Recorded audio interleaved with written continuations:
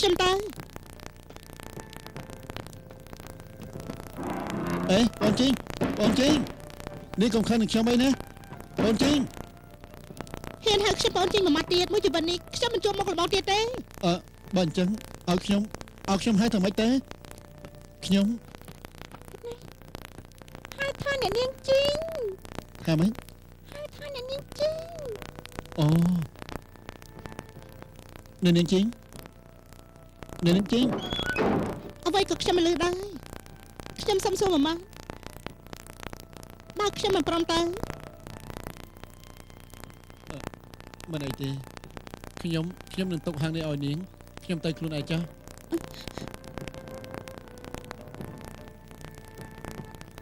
ក៏ប៉ុន្តែសៀវជីគួរឲ្យអាណិតណាខ្ញុំមិនដាច់ចិត្តឲ្យនាងដើរផ្សងព្រេងជាមួយនឹងខ្ញុំទេឲ្យវានៅទីនេះហើយនាងជួយមកវាផងទេដោយសារតែជួយសៀលីងម្នាក់ដែលល្មមមិនដែលឃើញមកដេញខ្ញុំចេញបានប្រយ័ត្ននាងជាស្រីឆ្នាឬក៏ជាស្រីអាក្រក់ម្នាក់ឬក៏មុខមាត់នាងដូចជាបិសាចឬក៏នាងខ្ញុំមិនស្គាល់ថាគេមានមុខមាត់យ៉ាងម៉េចទេខ្ញុំត្រូវរៀបការជាមួយគេព្រោះអីខ្ញុំបានសន្យាជាមួយលោកម្ចាស់ជូហើយបានខ្ញុំបំពេញតាមបំណងលបងចុះខ្ញុំរៀបចំអីវ៉ាន់ចេញកុំឲ្យលបងវាផលវិបាកលោកប៉ូកុំឲ្យពូជីងអស់មីងចេញទៅអីសៀវជីត្រូវការគាត់ណាសៀវជីពូក៏មិនដាច់ចិត្តដែរតែពួកយើង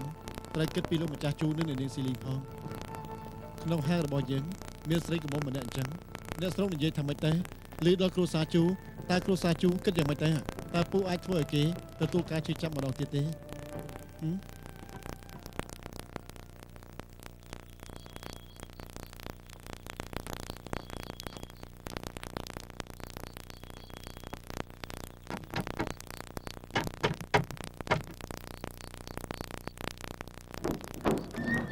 អ្នកនាង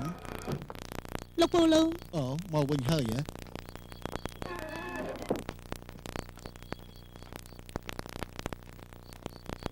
សៀវលីងណាពុកម៉ែយ៉ាងម៉េចហើយមានរឿងអីកើតឡើងហ៎មិនក៏មកផ្ទះតាមពាក់កណ្ដាលទៀតអញ្ចឹងគាត់ដេញកូនមិនឲ្យនៅទេអ្នកណាគេឆៅគួងមែនទេ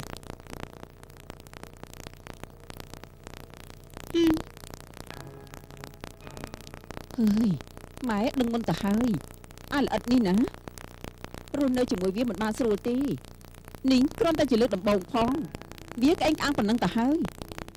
អាចចង្រៃនេះកូនស្ដាយក្រោយហើយមែនទេមិនមែនទេមិនទីដឹងអីមិនមែនទេប៉ូម៉ែ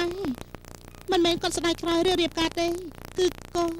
ដោយសារជួយស៊ីលីងគាត់មិនត្រូវការកូនជប់សិន កូនចង់ថាកូនមានន័យថាម៉េចនឹងកូនមិនមែនជូស៊ីលីងទេក្រែងកូនជាជូស៊ីលីងហ៎និយាយឲ្យច្បាស់មកមើល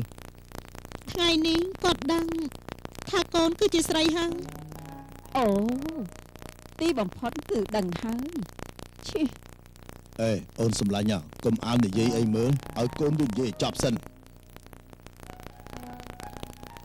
គាត់បាននិយាយថាបើទុកកូនឲ្យនៅខ្លាចមានពាក្យចចាមអារាមគាត់ថាអាចធ្វើឲ្យលោកម្ចាស់ជូននិងសឺលីងមានការយល់ច្រឡំដូច្នេះគាត់ក៏ដេញកូនចេញវាចេះមែនណោះស្មានមិនដល់ល្អិតនេះចេះគិតអំពីកិត្តិយសគ្រួសារជូផងណែវាចេះដឹងក្រាន់បើចេះដឹងអីទៅគាត់និយាយទៀតថាគឺជាជូសឺលីងឆ្នះមកអក្រក់ក៏គាត់នៅត្រៀមការដែរព្រោះគាត់បានសន្យាជាមួយលោកម្ចាស់ជូចាត់ទុកថាវាមានសម្បញ្ញៈខ្លះ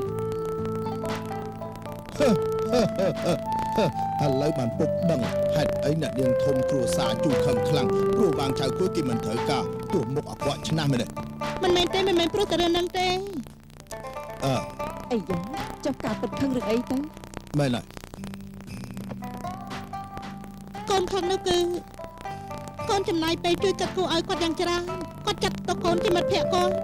ត់បានប្រាប់ថាមិនឲ្យកូនប្រៀបធៀបជាមួយនឹងជូស៊ីលីងទេគាត់ថាការស្រឡាញ់របស់គាត់ចំពោះកូនមិនដូចជូស៊ីលីងទេ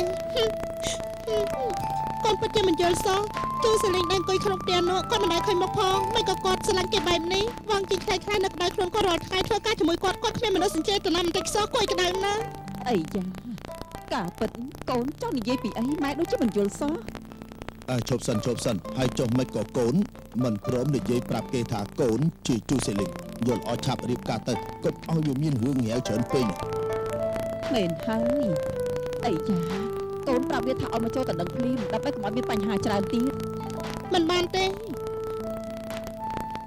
ចំពោះជូសេលីងគាត់គ្រាន់តែធ្វើតាមពីសន្យាចំពោះវងជីគាត់ចាត់ទុករាប់អានជាមិត្តភក្តិកូនត្រូវចាំដល់ថ្ងៃណាមួយគាត់ចាត់ទុកកូនជាស្រីដែលគាត់ស្រឡាញ់ពិតប្រាកដតើកូនព្រមរៀបការលោកពូអ្នកវិញជីអ្នកវិញជី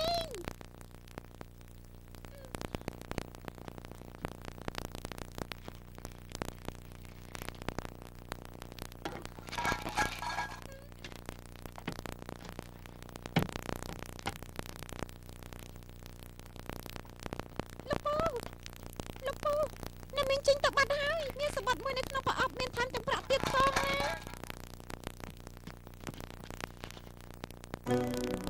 ប្រាក់ដែលខ្ញុំទុកឲ្យនាងនៅមាត់ទ្វារនាងមិនយកទៅទុកឲ្យវិញទាំងអស់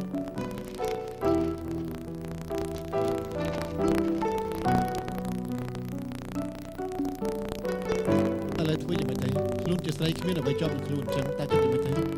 តិចយកតែមិនបានទេត្រូវទៅតាមរនេះ លោកពូជប់សិនប្រាប់អ្នកមានចេញផងថាសៀវជីនៅគាត់ណាសៀវជីស្រឡាញ់គាត់ណារាល់ថ្ងៃគាត់ដោះសៀវជីឲ្យក្រោកសៀវជីក្រោកហើយគាត់បានស្លៀកពាក់កៅអៅឲ្យសៀវជីទៀតសៀវជីស្រឡាញ់គាត់ណា ចាំពូរកឃើញនាងសិនចាំគិតនាង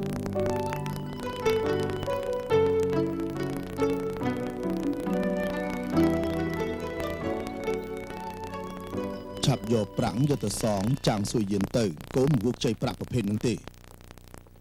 អ្នកណាទៅដឹងអ្នកបងចាស់ថាប្រាក់នោះជារបស់គាត់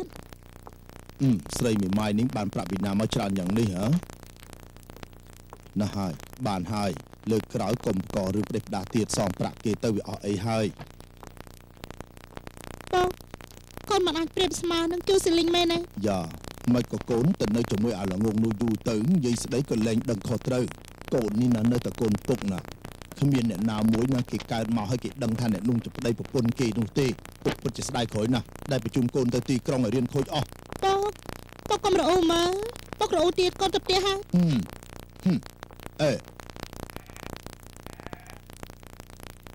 អេបងមិនក៏គាត់ចេញមកខាងក្រៅអញ្ចឹងមិនក៏គាត់មកដល់ទីនេះដែរមិនក៏គាត់